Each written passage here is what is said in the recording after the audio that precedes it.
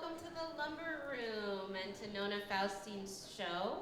She was a culmination of all things in heaven and earth. This is the final week of the exhibition, and we are so delighted to welcome Nona into Portland and into the Lumber Room to be here for the closing of the show. Thanks for being here, Nona.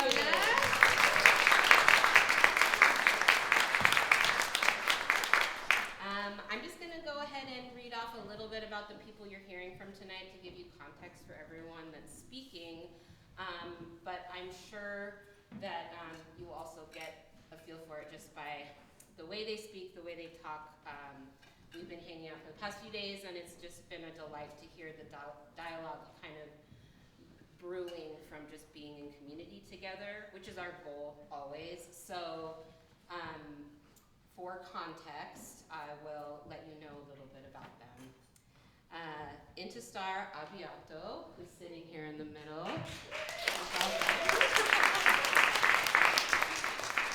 is a multi-disciplinary artist working across photography, dance, and writing, moving from the visionary and embodied root of Black girl Southern cross-temporal, cross-modal storytelling ways. Her works refer to the living breath and the breadth of people of African descent against the expanse of their storied, imaginative, and geographic landscapes. Working in long-form projects encompassing the visual, folkloric, documentary, and performing arts, she's produced the People Could Fly project, the Black Portlanders, and the Black. She is the guest curator of the Black Artists of Oregon exhibition, currently on view at the Portland Art Museum, featuring an amazing roster of 69 artists who make work in the Pacific Northwest. Which they'll be hosting a wide range of public events this weekend, and you can find out more about that on Pam's website, or if you want to talk to Intisar after. With the 5 women artists in her family, Intisar is also the co-founder of Studio Abioto, a multivalent creative art studio. Thanks for being here, Intisar.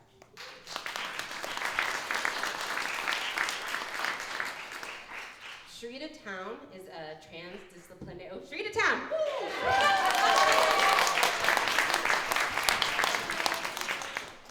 Is a transdisciplinary artist born and raised on the west coast of the U.S. along I-5, from Salem to Tacoma and down to Sacramento.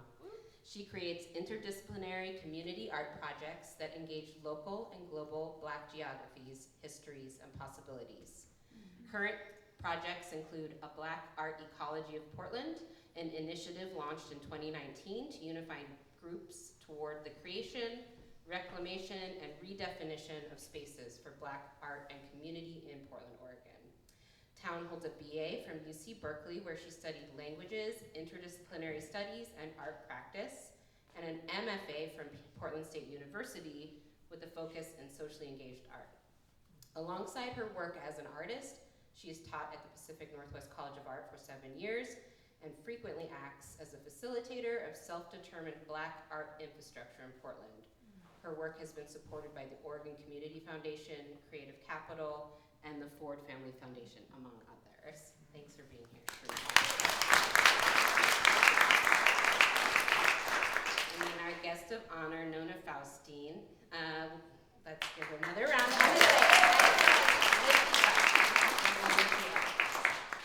Nona was born and raised in Brooklyn, New York, where she continues to live and work. Faustine earned her MFA from Bard College in 2013 and holds a BFA from School of Visual Arts.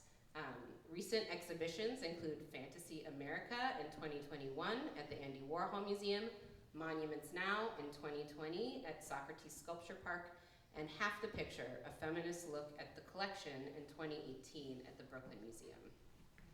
In 2019, Faustine received a New York Foundation for the Arts Fellowship, the Colleen Brown Art Prize, and the Anonymous Was a Woman grant. In 2020, she participated in the inaugural class of Hindi Wiley's Black Rock Senegal residency. Her highly anticipated solo museum exhibition, Nona Faustine, White Shoes, opens March 8th, 2024, just a few weeks from now, at the Brooklyn Museum. Please give a warm round of applause for Nona Faustine, Intisar Abioto, and Sharita Towne. My name is Libby Werble. I'm the director here alongside Sarah Miller-Miggs, who's the founder and collector, and Pilar Galeo, who is the exhibitions manager, and Caitlin Petrick, who is our operations manager, and we all welcome you here with open hearts. It's just so nice to have community in this space. Thank you for being here. I usually don't like a long bio, but something about being here with Nona, when you read mine, I just felt like doing like cheerleader kicks.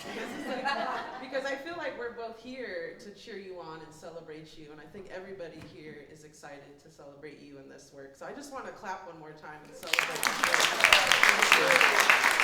Just want to cheer you on.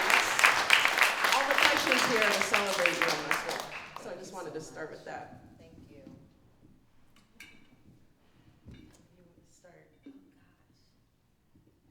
I feel like the over planner, and we talked a little bit about this, and Intisar, the intuitive one, some magic. So I was like, do we want to start with the over planning or the magic?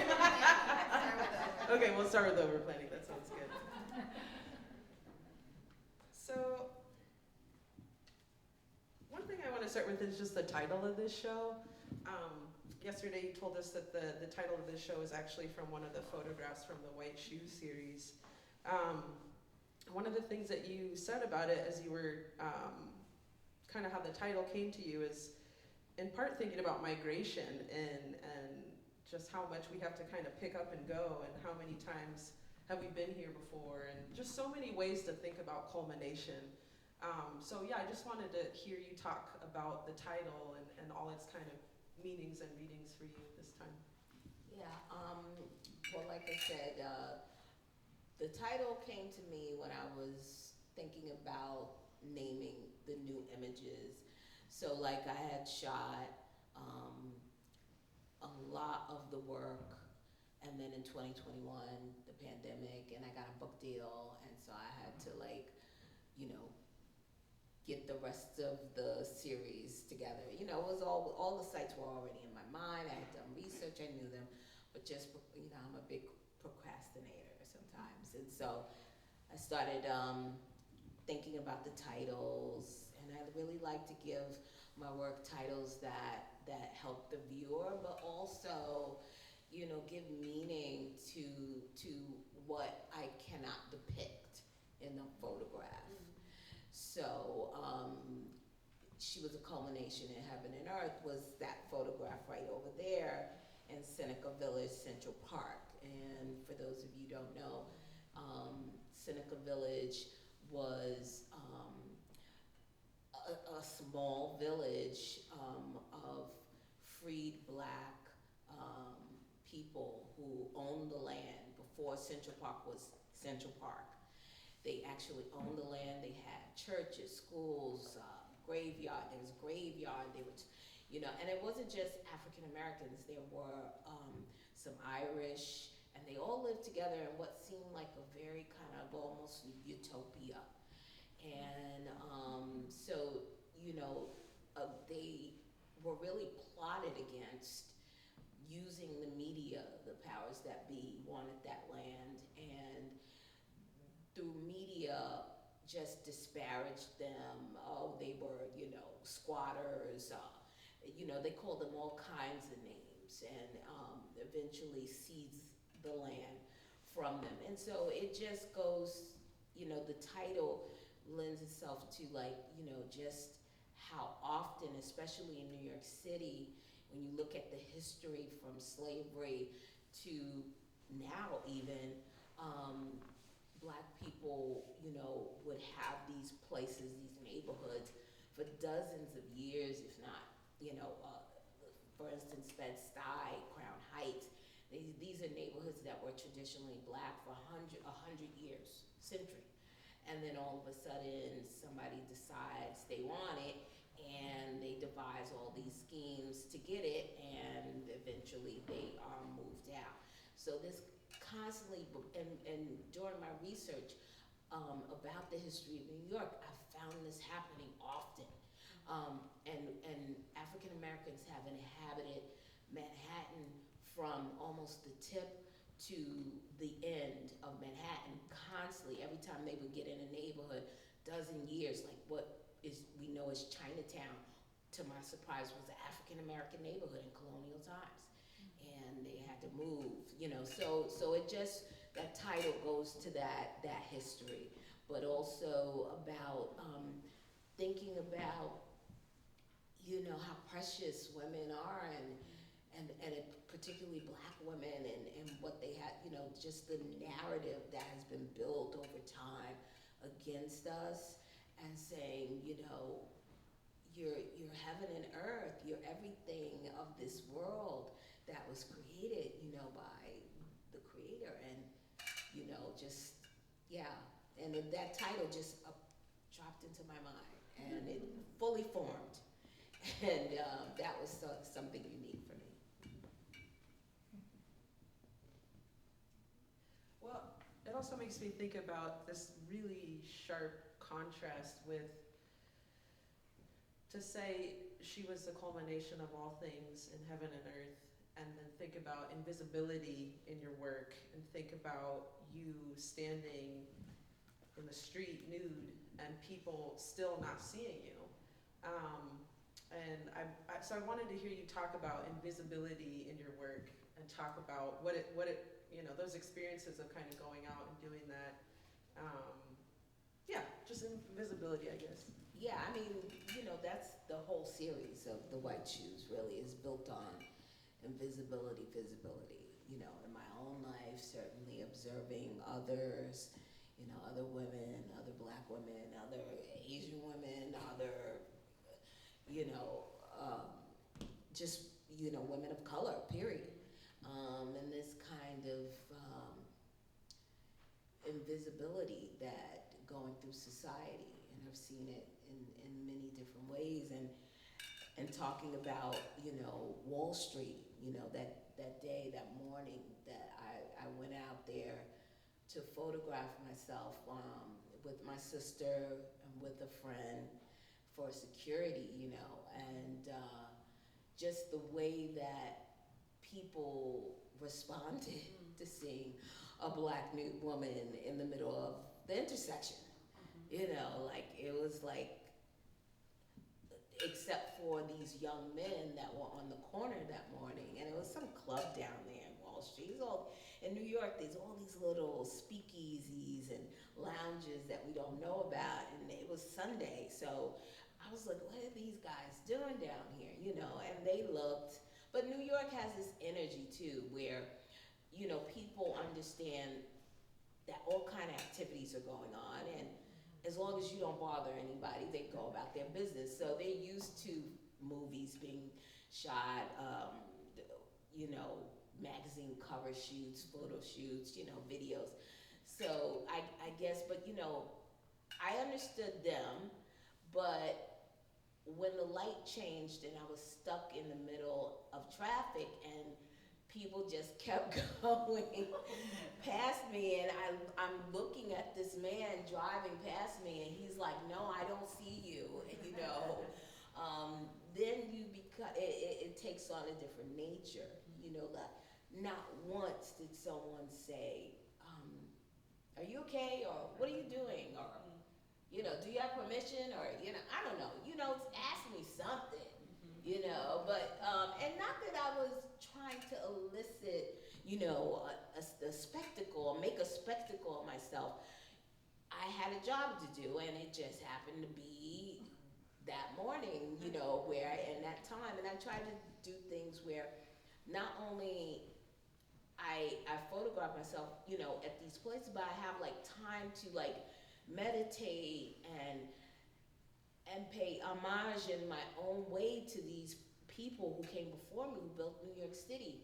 And what other way can I do it? So I try to pick the most inopportune time where the city is still sleepy, and there's mostly on Sundays when people like are in their house, and stuff like that. So, but yeah, just the whole invisibility thing, and I found in other places as well, it happened where, people act as if you're not there. But I kind of get it and don't get it, but really it's a metaphor for the way Black women make their way through the world, and the way we feel as we're doing that. Yeah. Just have a follow-up with that. I'm thinking of this term. My cousin left me a voicemail one day, and he was thanking me for being an artist to some degree. And he was like, you know, you're an instrument of righteousness. Thank you for being out there and doing what you do. And so when you're talking about, like, you know, I had a job to do. I was out there, you know. And so I wanted to hear you talk about how you see yourself as an instrument of righteousness against things like colorism, fat phobia, anti-blackness, misogynoir, all these things.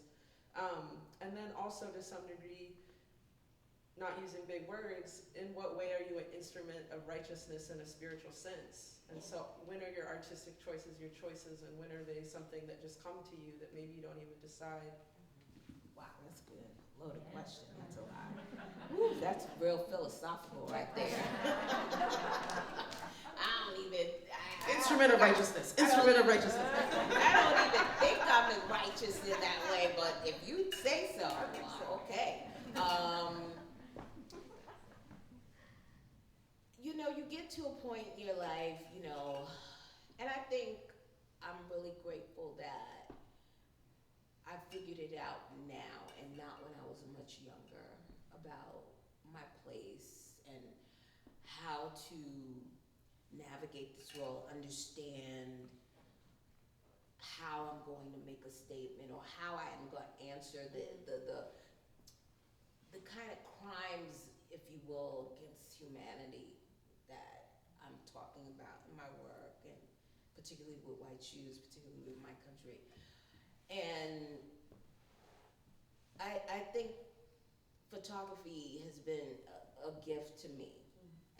But learning how to use that tool to answer the issues in the world and the issues and problems that I've had, right?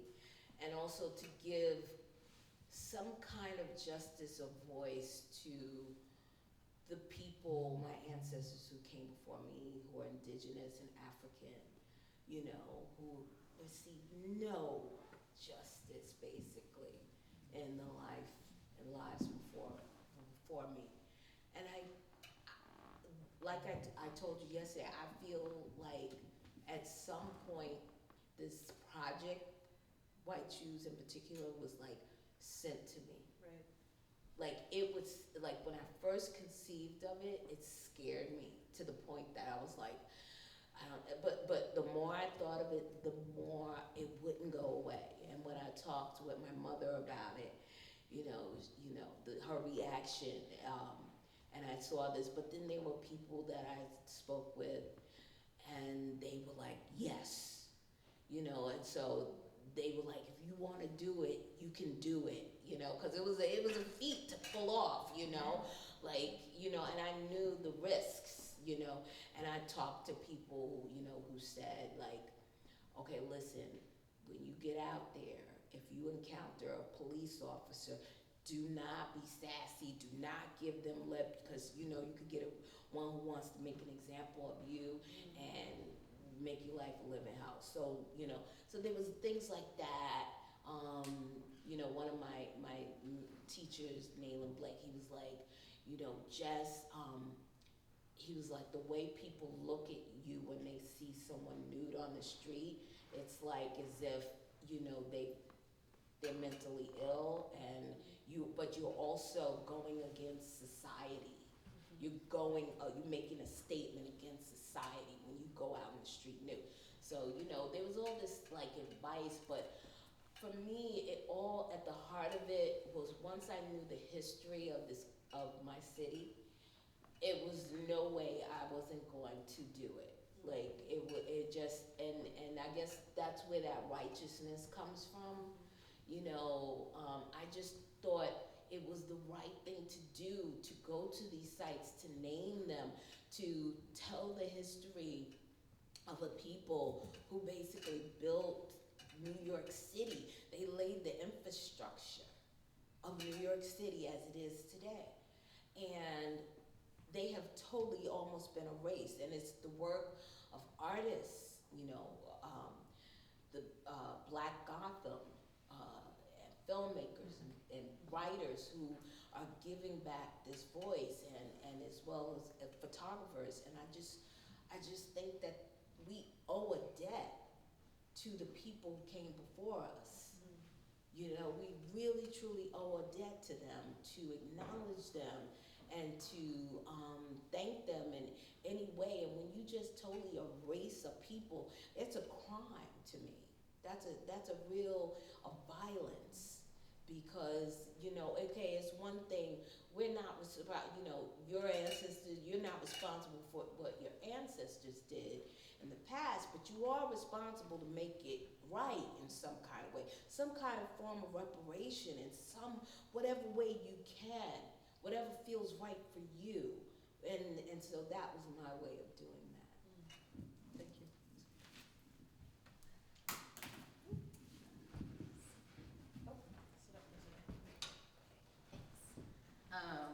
Yeah, thank you all so much for those thoughts. I've just been over here just kind of listening, being in my feelings.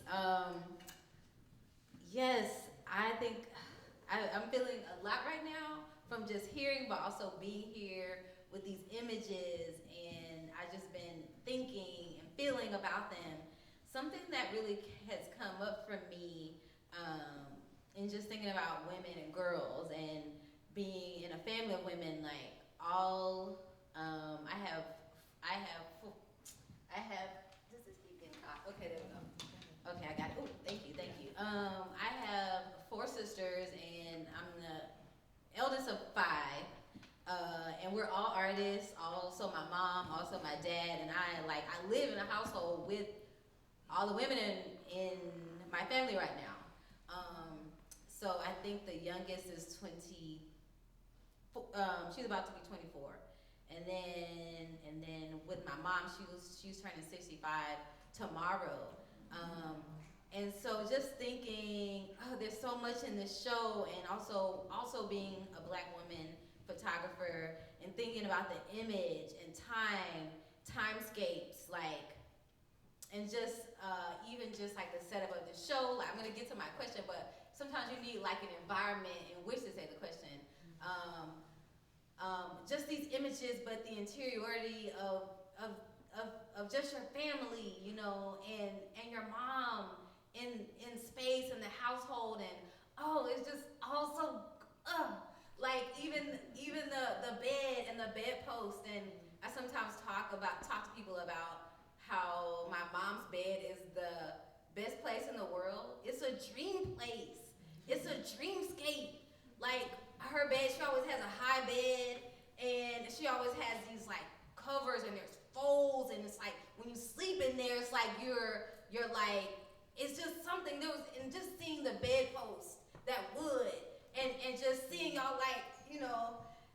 But the question, the thing that came to me as I was in here sensing everything, was just thinking about whenever I found out, and I could get the science wrong, but I think I'll get it right. How like when a woman, how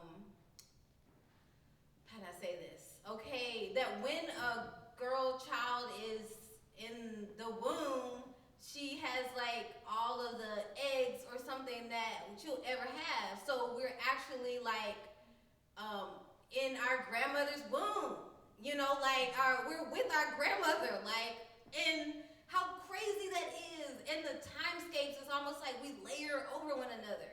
And you said something, when the title, she is a culmination of all things in heaven and earth, to me that's like all the spirits, like the living people, and also the spirit people, like all together in one person at one time. And so you said something yesterday. You were like, you know, like the thing, like Black people, like Black women, like we're not all the same. You know, this whole thing, like we're not all the same. But then you said something like, well, we are. We're a combination of things. Thinking about, of course, thinking about Shaka Khan, thinking about Whitney Houston. Like I'm every woman. Like I am every woman. But the question that I'm coming to, I just want to give that feeling as an image maker, where you're traveling time, you're bringing time for it. What's your sense of like, what's embodied and holding all these people, the people to come, the people that were here before. I just sensed something that you were just like talking about being a vessel. It's just something. And I don't know if that's a question, but I feel so deeply. I feel you. I feel you on that. It's something that I have thought about when I found that out, that when your mother is carrying she's carrying her grandchild as well, you know, should you have children. I mean, that's like phenomenal. Like, and when I said we're not all a monolith, but then again we are, you know. And I feel like we conjure ourselves through time and space from one another. And I feel like my mother, she definitely conjured me, and she's still conjuring me. And I conjured Queen, and Queen came, and I'm conjuring her generation that she holds within her eggs.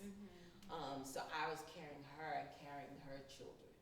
And I mean, all of that is in the magic of the work. It's in the mitochondria. The title, mitochondria.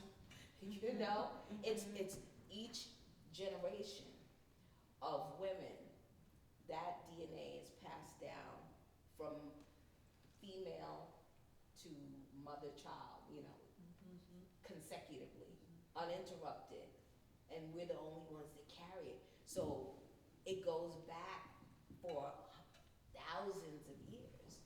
I mean, that's just so powerful.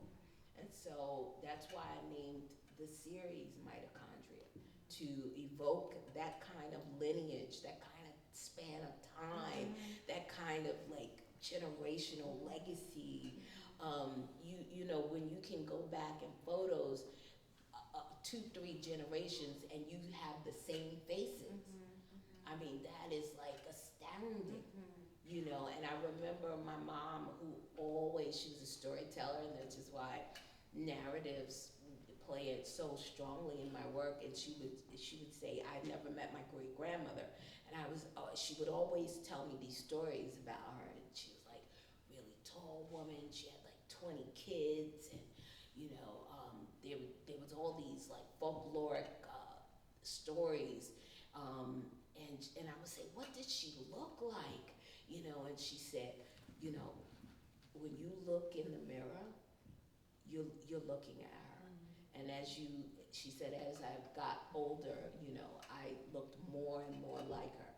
So that's powerful. Like, that's like, you can go back in time with that, you know, that's time traveling almost, you know.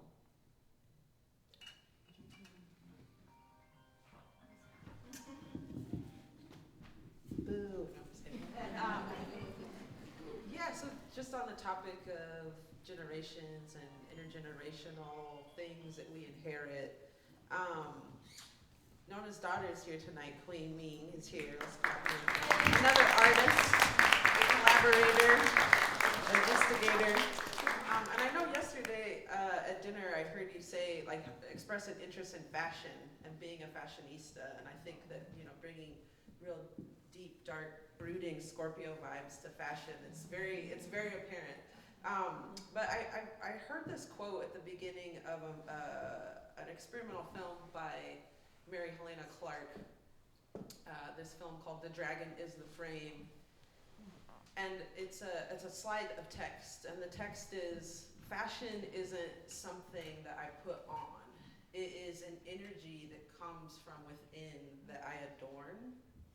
And so I was curious to, you know, I'm thinking about fashion in this work, and thinking about the things that you adorn yourself with, and thinking about, you know, you're talking about looking in the mirror and seeing your ancestors. So just thinking about this kind of continual line of adorning energy. I think my question is, like, tell me about the kind of posing and being and the adorning of energy between you and your daughter in this work. So what is that? I don't know, it's kind of a question of kind of a source of an energy, and how you, not only where you decide to be in these photographs, but how you decide to be and what you decide to adorn yourself with. You know, it's various things. I think usually I use what I have available, what has significant meaning to me, like the image in Central Park, Seneca Village. I'm wearing a shawl that I had bought from a woman who owns a factory in Senegal, and I was like astounded to meet her because our view and vision and thoughts about Africa and African women and what is just like totally really messed up. And when I saw her at the helm of a factory or artisan place, on these gigantic hand looms, she had a bunch of men making hand loom fabrics and scarves of the most delicate, beautiful, that will blow your mind, okay? And this woman was running this factory, and so I came in there and she just started throwing fabrics on me. And I tried to take back as many as I could. And so that is a weave that one was so significant when I read that in the people of Seneca Village, where did that name come from? And that they believe it might be from, that they were descendants of Senegal. And so when I came back and I read that, and then I found out that my DNA on my father's side, on his mother's side, my grandmother, was directly from the Senegal, the Mandinka people in Senegal. So I went to Senegal not knowing my heritage at all, and then come back to find out that they're my ancestors. That's where my people came from, among other places.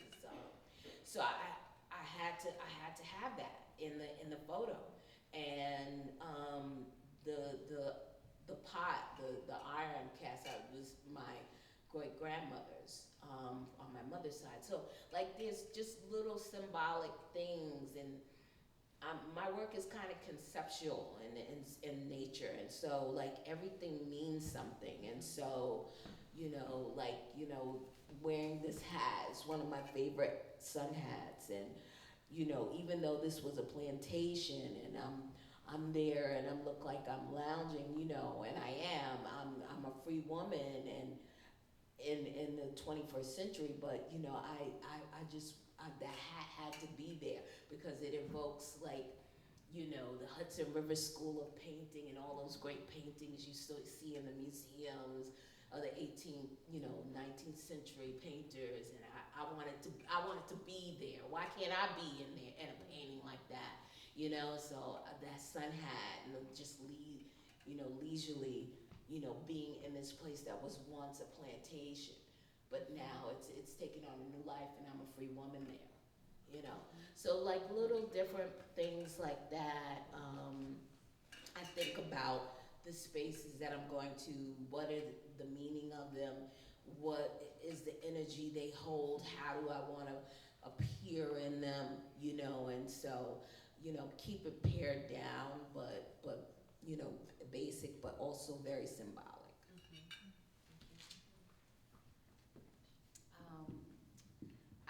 In the conversation, I'm glad we had some time yesterday,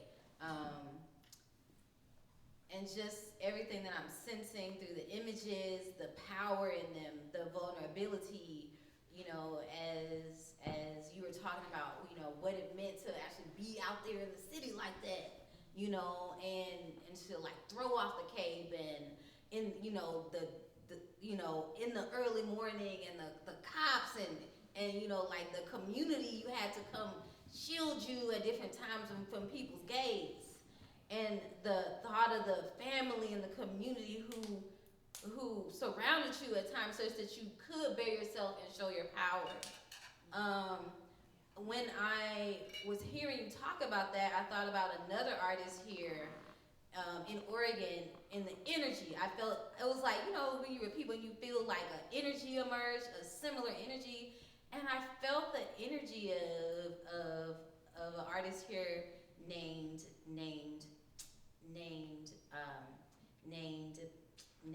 Natalie Ball, who is black and indigenous to this region. Grew up here in Portland, but like went back to her homelands in southern, what we call Southern Oregon, but it's Klamath Modoc. And she has these land back tours where she will, where it's like, you know, people can come and she can give a tour, but she's also talks at different times. I've heard her talk about, you know, it's like ranchers out there and they're like polluting the water and, you know, like what it means for her to be out there with her family. She's also a mom, you know, and there was something about the vulnerability of the way you talked about doing that and the vulnerability that she sometimes talks about being safe doing that kind of work. And she gave a talk at the Art Museum a couple of weeks ago, and you know, she came in with a shirt that said "Protect Her," and I think about her vulnerability, and I felt y'all's energy together. I was like, woo! You know, these powerful women who are they're like working on the edge of vulnerability and power, the power and the vulnerability, and the vulnerability and power. And also when you talk about invisibility versus visibility, there's something there. I wanted to ask you, how do you feel about that, like, fine-tooth edge between vulnerability and power, the sharpness you can cut people with, or sometimes get cut with? You know, I'm curious. Yeah, the vulnerability. Yeah, you have to be vulnerable to feel, right? You know, to feel very deeply, you know, and with vulnerability comes passionate, to be very passionate in your belief, and that was something that was always part of who I am. Like I remember telling my doctor the other day, I'm very high strung, you know, and but I'm very vulnerable, but I have anxiety, I have PTSD, you know, so it's just who I am, and I wear my heart on my sleeve a lot of times. But then there's this, I don't know what takes over me when I get out there, this mission. I'm on a mission. And I'm on a mission to make it right. Like it might, just for me. And I, you know, these pictures that I took in the beginning, I thought I would never show them to anyone, the White Shoes series. When I first started the series, I could feel like, and I would go to the dark room, or you know, print them on the computer and everything, and I would look at them and I would go, you know, they were so personal. They were so, you know, and even like the one downstairs, I remember showing them to my mom, and we just like fell out laughing because we were like, ooh, it's so like anything like even I had ever seen or anyone do, and it just felt so, I had never seen myself like that. I had never dared to do anything like that in my life. If you had told me that I was gonna do that, I would have just died on the floor laughing, right? So there's a part of it that's humor, you know, that you can find the humor in it, but at the same time, it was so real, so like passionate about it that nothing could have stopped me. And you know, when you have this great belief in what you're doing, like you will find a way. You know, you will find a way to, and that's what artists do. That's what we do. We find a way to contextualize this world and give it back to you. And say, and it's almost like medicine. That's why doctors are now finding that going to art, to museums, and it's art therapy, you know, because it is like that. And we are healers, and you know, artists are healers, and so yeah, there's a deep vulnerability there. There's deep passion there. There's all of that. Yeah.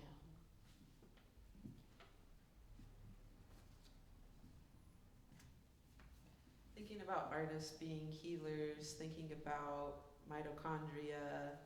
I, I had a science nerd moment where I was like, what do mitochondria do again? Like, what's their function? And just thinking about them as creating energy for the cell, right? So like both about what is happening inside of it, but what does it mean in like the context of a larger organism? And that could be society, that could be the world, right? So I'm just thinking about how when we look at these pictures, the white shoes and mitochondria, and there's this gaze, and we get to experience the power of your gaze, and you know, this energy that is created from your gaze and within you, and there's a one-to-one experience, right? What is happening to me when I look at that being in the photo? You know, I can look at it and say, oh, that's Nona, but it's also not you. It's also something else, something not of the flesh. And so I wanted to hear you talk about the energy that is created in your gaze and what you hope it has the power to do on a one-to-one ratio, but also in a larger societal way. Yeah, I'm looking at the viewer. I'm looking also into history. I'm looking into people, to a history and a future that I cannot see, you know. I'm looking at the people who will grace this earth after I'm gone, and that message that I'm trying to communicate of humanity, of justice, of love and time, of joy, of what it was like to be here on this earth at this time. And what did we think, and what did we feel, and how were we affected by the things that we're affected by? That's what I'm trying to do and communicate when I'm looking at the viewer.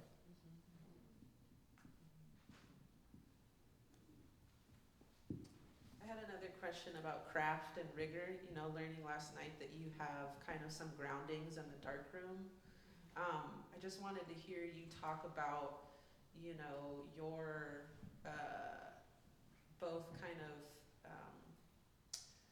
the way you wield a camera and the seriousness of which you work and the craft in it, while also talking about kind of the mystery and the ways that you also love it and it feels like play. So both wanting to hear about the seriousness and the play in your medium as a photographer. Yeah, I mean, you know, some of it's imagining, it's staged, and it's make-believe, but it's also, you know, trying to come up with a narrative to contextualize our lives today and a history, you know, of the past. And when I'm out there, whether I'm, in my home, I'm thinking about that always, about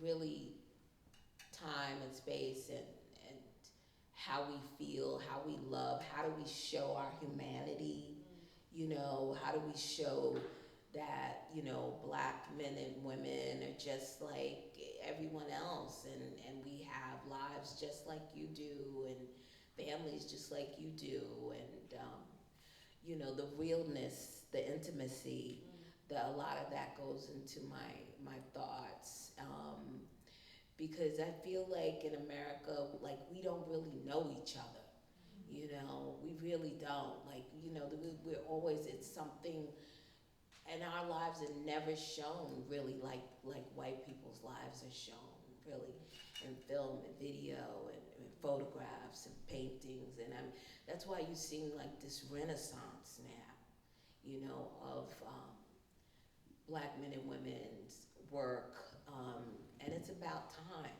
you know, because I think that's a great divide. That's where the divide is taking place. I really feel passionate that if you knew me the way I know you, then we could get somewhere, you know. And I think that was one of the main reasons why I started Mitochondria. One, I never hardly saw the lives of real Black women depicted in media and in film, and even, you know, when I would go into museums back when my daughter was born, 2008, I still wasn't seeing that. I mean, you would see a few people here and there, but not like now. And so the White Shoe series really, again, I started that to counter the narrative.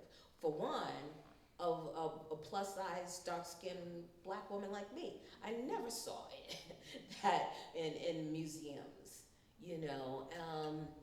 And this whole like idea of who the ingenue, you know, is, you know, this slender, you know, art girl, you know, and all of that. And I'm like, no, where's real women? Where are real women bodies? Like, we all aren't like stick figures, you know, and why can't we see that, you know?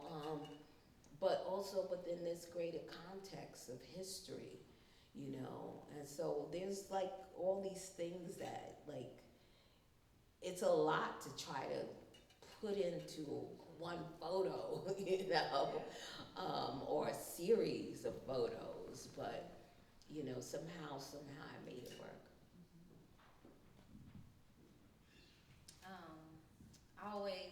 It's like I always have my questions, and it's okay, I won't even explain it. I took I've been hearing about, one, you asked about where you're seeing, where your eyes are, but I'm always thinking about where we're going in our bodies in these moments. And as I've heard you speak, but also the reading, okay, so this is a quote from your book. Again, I began to pray, and then I'm kind of like skipping a few paces, but again, I began to pray and looked towards the water. I tried to, I think it's commune. I can't even like read my own writing. With the faces of, there was power and the spirits that I was sure existed. And I love language so much. And sometimes when I read language, I hear other things in the words.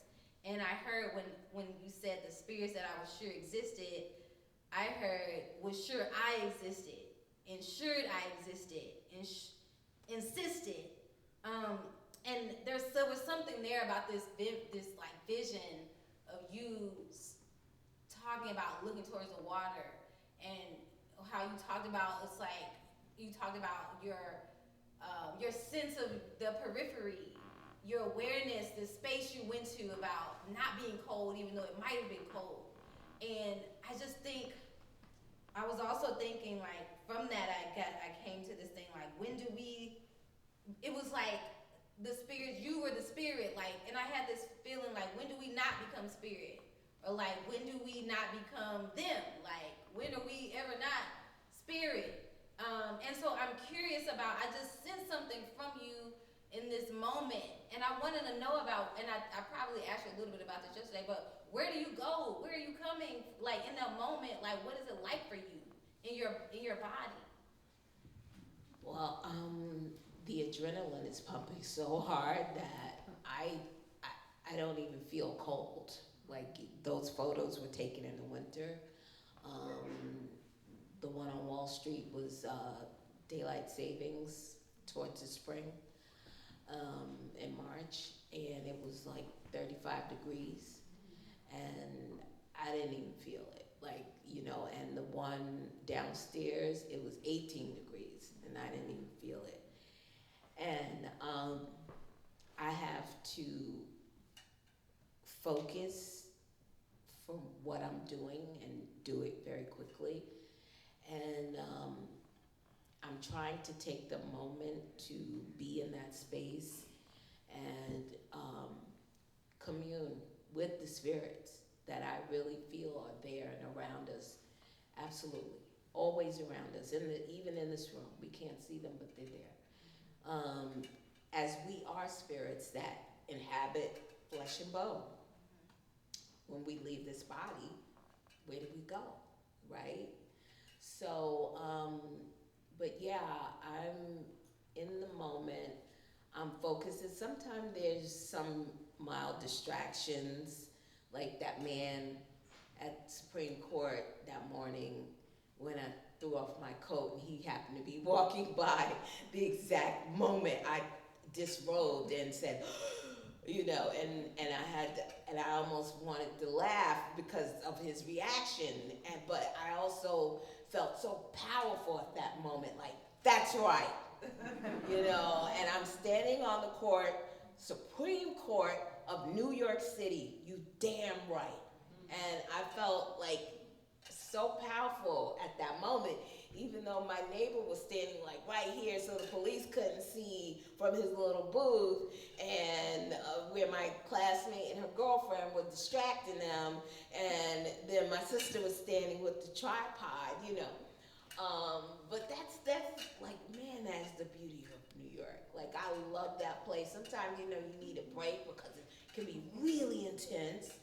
But then there's like things like that, and even like there's other other pictures in the series when, like, again, when I was in Central Park and we first got there to do Seneca Village, that image, and there were all these dogs off leash playing that morning. It's an area where people can walk their dogs, and the light was beaming, and my heart was like just, they were so beautiful. It was a beautiful moment. So like, there's beauty coming in, and I'm aware of it. And then when I get in front of the camera, it's like I'm focused for the camera. I'm focused, thinking about the viewer, thinking about the people in the future. They say often, there's no black people in the future. There's this kind of, I don't know, in sci-fi, when you hardly see in movies like black people in the future, but we imagine ourselves in the future, and I think that's how we've always maintained and got there, And so we envision the future. We envision our people, our children, our grandchildren. We're constantly thinking about the future. We're invested fully, just like anyone else, So yeah, all those things are coming into my mind as I'm out there and when I'm photographing.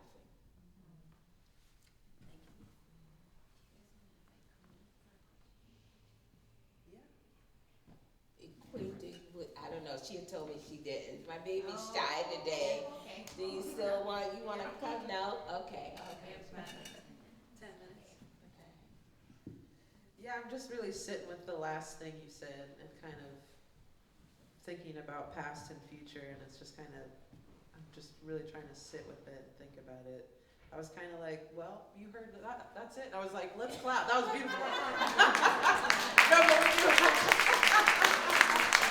was like, yeah. I was like, drops mic. Done. Great. But we do have 10 minutes, so let's see if anything else comes forth. Yeah. Well, it's not a question, but just a thought. When you're talking about the mitochondria and the energy generating, and for me, when I think about even what you're saying about like not being cold, like the generation of the energy of the moment, of the culmination of the heaven and earth and the spirits with us and the spirits in us, like there's something there. I don't have a question, but the word I have starred the darkest in my book is the word unshakable. There's something so unshakable in this work, and not to be a science nerd again, but it's like the mitochondria has a double membrane. Like there's just like a thick outer protection and this unshakable force. So yeah, maybe just thinking about ruminating on the word unshakability, the unshakable, and just kind of protection in the work. Yeah, the unshakability. I never thought of that. Yeah, it's like when I look at it, you know, and I especially with the way in this space the white shoes is kind of this protective layer around the family in the middle, and thinking of, you know, mitochondria and this kind of unshakableness. It's like when I look into the gaze in your gaze in these photos, like I feel shaken, I feel the ground moving. So there's something about your own unshakability actually shaking loose possibility in this country and in this world, you know. And so it's a really powerful, you know, back to this instrument of righteousness. It's a really powerful thing. Yeah, I mean, I can't take all the credit. I really can't. I think my mother is also in that, and always have been. And there's times since she's gone that I look in in pictures, and I see her face, and I really feel like sometimes what's beaming through me is not only my spirit that you feel. That's why, you know, in some cultures they don't like photography, because it captures a bit of your, they say, your spirit. I feel there's other people that also you are seeing through me. Maybe I'm a bit of it's a word that it escapes me. Transcendental, I think, is maybe that word, that, you know, I'm almost conjuring past lives, past people in a way. I mean, I don't mean to get all like herky-jerky, you know, but I'm a deeply spiritual person in a way. Not deeply religious, but just very spiritual. And it's something that my mother also had. We're both Aquarius. So, I mean, I just think all of that is in there and coming forth. And that's probably what you pick up. And I remember even work that wasn't about me. I did a series on young mothers, girls who had children very young in high school, whatever. And I showed this series to a friend who was also Aquarius. And he said, these images are so spiritual. And it was just like, you know, them in their homes holding their babies. Maybe sometime they were cooking, sometime they were laying down, you know. And that was the first time, like, someone had described to me what I was doing. Like, you know, like, you're doing it, but you're not fully conscious of what you're communicating yet. You know, that's like how when I told you, like, artists are we make the work very intuitively, very sometimes quickly, like, you know, Warhol, Basquiat, they were all like very fast. And it's not until you sit down and maybe you share it with someone, or you look at it over time, or one of my teachers said, write about it. Then that's when it all clicks about what you're doing, you know. And like you know, all those things that I told you about Wall Street was things I had written. Like, he had told me, when you go out there and you come back, you write down everything, because you're gonna forget. You're gonna forget what it was like, and so as I do that, it informs you. It informs what you're doing, why you're doing it, what were the sensations and feelings behind it, and then you also put the meaning behind also together. It really, a lot of times on the surface, you do instantly get it. Of course you know what you're doing, of course, but there's this like layer that's underneath that you also have to analyze and make sense of it, you know. So.